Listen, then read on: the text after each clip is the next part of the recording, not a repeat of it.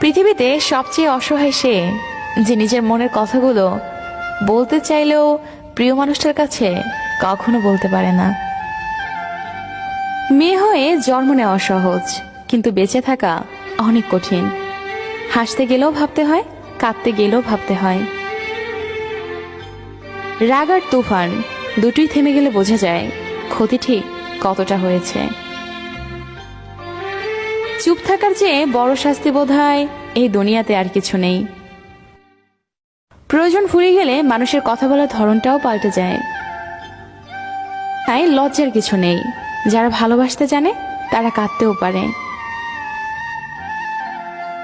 নিজের ভালো লাগা, মন্দ লাগা, কষ্টের অনুভূতিগুলো কাউকে দেখাতে পারো না, একটু চিৎকার করে কাঁদতে পারে না, শুধু মৃদু হাসির আড়ালে চোখে জল লুকিয়ে রাখে।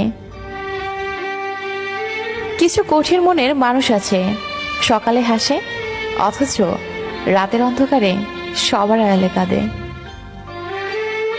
একমাত্র সে জানে আর তার বালির জানে